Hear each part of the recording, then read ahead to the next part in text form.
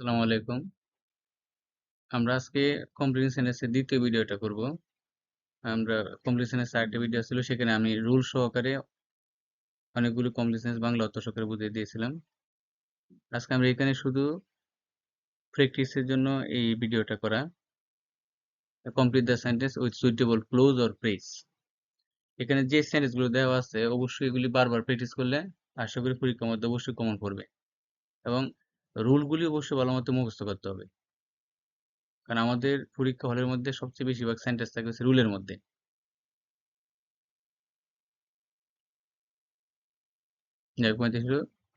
It was two difficult for them. এটা তাদের জন্য এতটাই কঠিন ছিল, to understand the question properly. তারা সঠিকভাবে প্রশ্নটা বুঝতে পারে নাই। এখানে টু এবং এই two two dot dot two এর রুল। তারপরে হ্যাড হি স্টাডিড সিরিয়াসলি, সে যদি ভালোভাবে পড়াশোনা করতো, he would have passed the exam, তাহলে সে পরীক্ষায় পাশ করতে পারত। এখানে এটা ফার্স্ট পারফেক্ট টেন্স রুলের মধ্যে পড়ছে। হি ওয়াক্স ফাস্ট, সে দ্রুত হাঁটে, লেস্ট, তা না হলে, he should miss the train, তা না হলে সে ট্রেনটা মিস করতো। এখানে ট্রেনটা মিস করার বয়ে কিন্তু সে দ্রুত হাঁটতেছে। লেস্ট শব্দ দ্বারাই বয়সূচক কোন একটা কাজ বোঝাবে। ইট ইজ হাই টাইম, এটি উপযুক্ত সময়।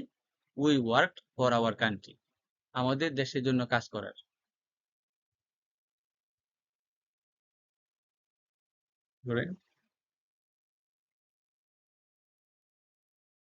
He has to study regularly, তাকে নিয়মিত পড়াশোনা করতে হবে। লেস্ট, তা না হলে, he should lag behind in his studies, তা না হলে সে তার পড়াশোনায় পিছনে পড়ে যাবে।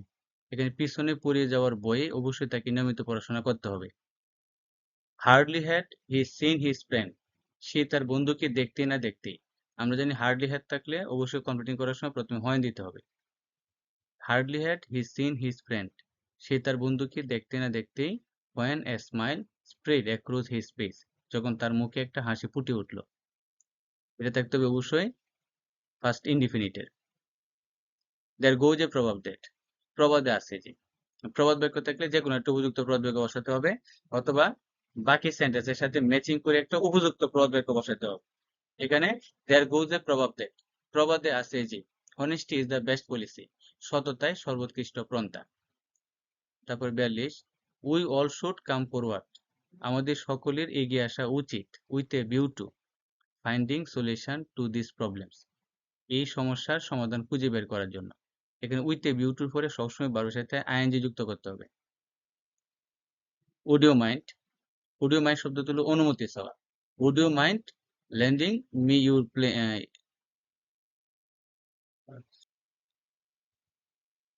Would you mind lending me your phone, তুমি কি আমাকে তোমার ফোনটা দিবে?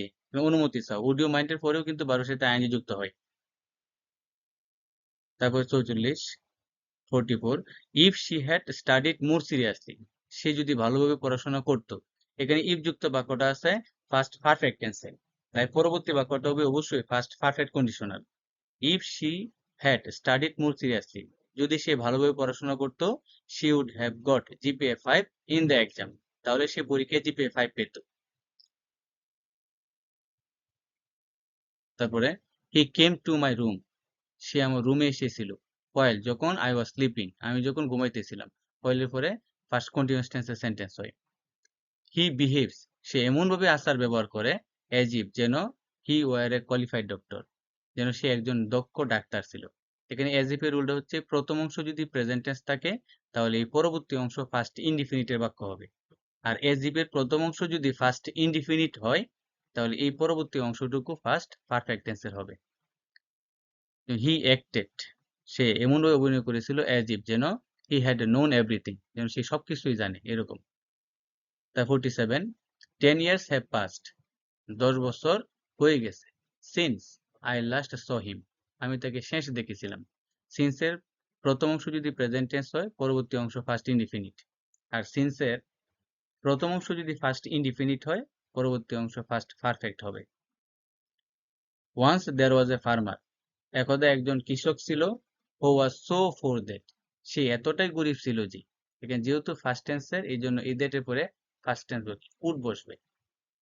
সে এতটাই গরিব ছিল যে he could hardly manage 2 meals a day, সে দিনে 2 বেলা খাবার ম্যানেজ করতে পারতো না বা কষ্ট হতো। ডু ইউ নো, তুমি কি জানো?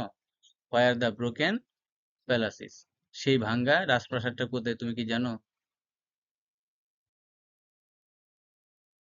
আমরা কি এভাবে লিখতে পারি, ডু ইউ নো, তুমি কি জানো? Where the next bus station, এভাবে কিন্তু কমপ্লিট করা যায়। আবার ইট ইজ হাই টাইমের rule, it is high time মানে অবশ্যই এই সেন্টেন্সটা ফার্স্ট ইনডিফিনিটে দিতে হবে।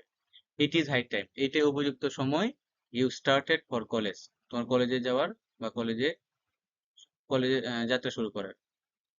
If you want to do better in the admission test, তুমি যদি অ্যাডমিশন টেস্টে ভালো কিছু করতে চাও, এখানে ইফ যুক্ত বাক্যটা প্রেজেন্ট টেন্স।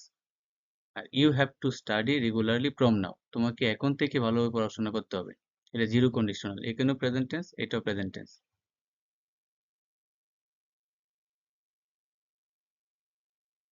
তো he goes door to door to deliver the letters or parcels in time, সময় মতো সিটি অথবা পার্সেল পৌঁছে দেওয়ার জন্য সে এক বাড়ি থেকে আরেক বাড়িতে অথবা এক দরজা থেকে আরেক দরজায় যায়।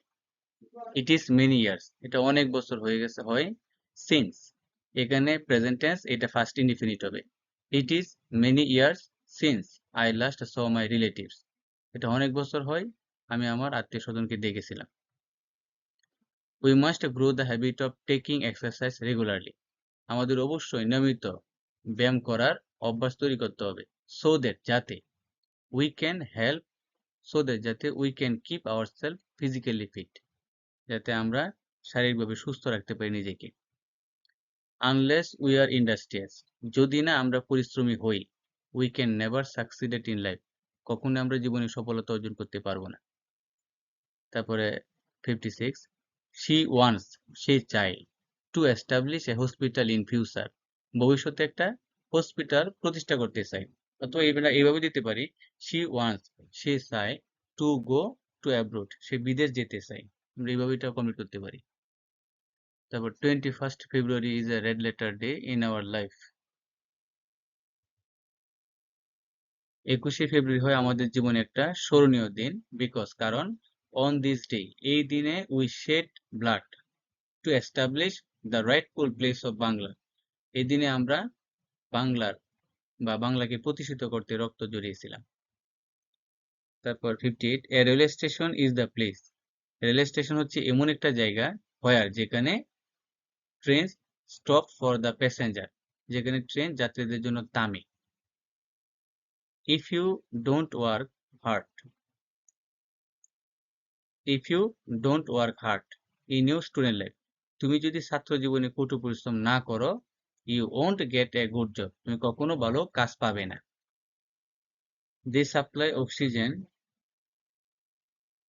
দে সাপ্লাই অক্সিজেন, তারা অক্সিজেন সরবরাহ করে, উইদাউট হুইচ, যেটা ছাড়া উই ক্যান নট সার্ভাইভ, আমরা টিকে থাকতে পারি না বা বেঁচে থাকতে পারি না। এটা ট্রি প্ল্যান্টেশনের কথা এখানে বলা হয়েছে। I have to study attentively, আমাকে মনোযোগ সহকারে পড়াশোনা করতে হবে, সো দ্যাট, যাতে I can pass in the exam, যাতে আমি পরীক্ষায় পাস করতে পারি। সো দ্যাটের পরে সাবজেক্ট প্লাস ক্যান অথবা কুড, ভার্বের প্রথম রূপ বা প্রেজেন্ট ফর্ম প্লাস পরে একটা অবজেক্ট দিতে হয়। এখানে যেহেতু এটা প্রেজেন্ট টেন্স, এই জন্য এই অংশটুকু আমরা ক্যান বসাইছি। সো দ্যাটের পরে এখানে ক্যান, যদি এখানে ফার্স্ট টেন্স থাকতো তাহলে এখানে জায়গায় কুড বসতো। Would you mind letting me use your phone, তুমি কি আমাকে তোমার ফোনটা দিবে, সো দ্যাট, যাতে I can talk to my mother, যাতে আমি আমার মায়ের সাথে কথা বলতে পারি। এটা সো দ্যাটের রুল। অডিও মাইন্ডের পরে 12 সাথে কিন্তু এখানে আইএনজি বসছে। আর এটা মূলত সো দ্যাটের রুল, এই জন্য সাবজেক্টের পরে ক্যান বসছে এবং পরবর্তী ভার্বটার প্রেজেন্ট ফর্ম। এইভাবে আমাদের কমপ্লিট গুলো করতে হবে।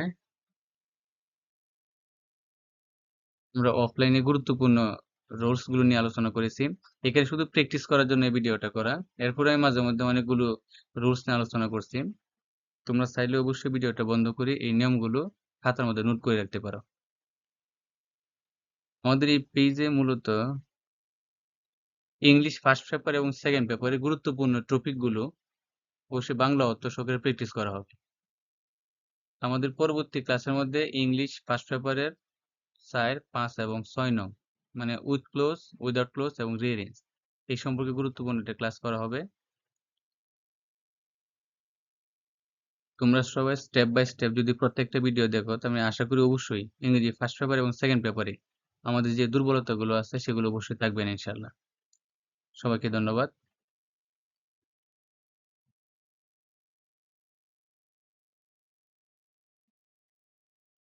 এইচএসসি 2024 সালে পরীক্ষার ইংরেজি ফার্স্ট পেপার এবং সেকেন্ড পেপারে গুরুত্বপূর্ণ সাজেশন এবং গুরুত্বপূর্ণ টপিক নিয়ে আলোচনার জন্য তোমরা আমাদের এই পেজ এবং YouTube channel study room and social content এটা ফলো এবং সাবস্ক্রাইব করে রাখতে পারো।